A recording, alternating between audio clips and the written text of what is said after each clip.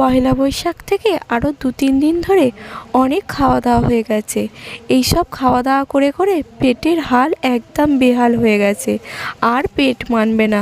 মন যতই চাক, আজকের মনকে আঁটো সাঁটো করে বেঁধে আমি একদম সিম্পল রান্না করব, নিরামিষ, তাও সেটা সজনে ডাঁটা দিয়ে আর বেসনের বড়া দিয়ে তরকারি। তো সজনে ডাঁটা, আলু, টমেটো আর আদা তো কেটেই নিয়েছি।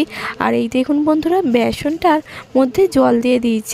তো জল দিয়ে অল্প অল্প করে বেসনটা একটু মিডিয়াম মতো একটু ব্যাটার বানিয়ে নেবো। আর এদিকে দেখুন পটল ভাজাটা করে নিচ্ছি। আজকের রান্না হচ্ছে পটল ভাজাও হয়ে গেল।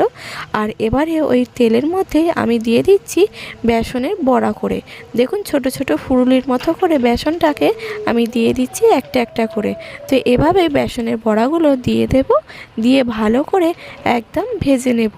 আর দেখুন সমস্ত বেসনের বড়া কিন্তু দেয়া হয়ে গেছে।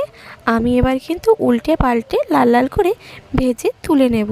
আর এই বড়াগুলো খেতেও কিন্তু শুধু মুখে ভালো লাগে। ও হ্যাঁ, বেসনটা মাখানোর সময় আমি কিন্তু অল্প একটুখানি নুন আর দিয়ে দিয়েছিলাম কালো জিরে, তো সেটা কিন্তু বলা হয়নি। আর দেখুন আমি এদিকে মিক্সি জারের মধ্যে টমেটো, আদা, জিরে আর শুকনো লঙ্কা দিয়ে দিলাম, দিয়ে একটা ভালো করে পেস্ট বানিয়ে নেব। হাতে খুবই সময় কম, তাই এইভাবেই বাটনাটা করে নিচ্ছি, না হলে শিলনোড়ায় বাটলে রান্নার টেস্ট আরও দারুণ হয়। আর দেখুন কথা বলতে বলতে বড়াগুলো ভেজে তুলে নেওয়ার পর আলু দিয়ে দিলাম, আর আলুগুলোও ভেজে নিয়েছি। এবার এর মধ্যে আমি দিয়ে দিলাম কেটে রাখা সজনে ডাঁটা।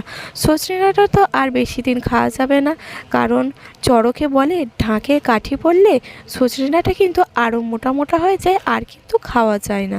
তো এই কটা দিনে সজনে ডাঁটা আর পাওয়া যাবে, আর হয়তো বৈশাখ মাসের 15 দিন মতো। আর দেখুন এদিকে কথা বলতে বলতে আমি কিন্তু সজনে ডাঁটার মধ্যে আর আলুর মধ্যে নুন আর হলুদ গুঁড়োটা দিয়ে দিয়েছি। তো ভালো করে ভাজা হয়েছে। তে এবারে আমি মিক্সিতে যে মশলাটা বেটে রেখেছিলাম সেই মশলাটা এবার দিয়ে দিলাম, দিয়ে এবার ভালো করে সজনে ডাঁটা আর আলুর সাথে কষিয়ে নিতে হবে। আর দেখুন পটল ভাজা আর বড়া ভাজাগুলো দেখিয়ে দিলাম, আর বড়াগুলো কি সুন্দর যেন দোকানের ফুরুলির মতোই হয়েছে। আর দেখুন মশলাটা কষানো হয়ে গেছে। এবার এর মধ্যে আমি দিয়ে দিলাম অল্প একটু চিনি। চিনিটা দিলে কি হয়, নিরামিষ তরকারিতে তরকারির স্বাদটা কিন্তু যেন আরও ভালো হয়ে যায়। তো দেখুন এবার জল দিয়ে ভালো করে ফুটিয়ে নিয়েছি। দেখলাম ঝোলে একটু নুন কম হয়েছে, তাই একটু নুন দিয়ে দিলাম। দিয়ে এবার বড়াগুলো দিয়ে দিলাম, দিয়ে আর কি ভালো করে ফুটিয়েই নামিয়ে নিলে হয়ে যাবে নিরামিষ সজনে ডাঁটা দিয়ে বড়ার তরকারি। রেসিপিটি যদি ভালো লাগে তাহলে লাইক, শেয়ার, কমেন্ট করবেন। আর চ্যানেলে নতুন হলে চ্যানেলটি সাবস্ক্রাইব করে পাশে থাকার অনুরোধ রইল। আবারও দেখা হবে নতুন কোনো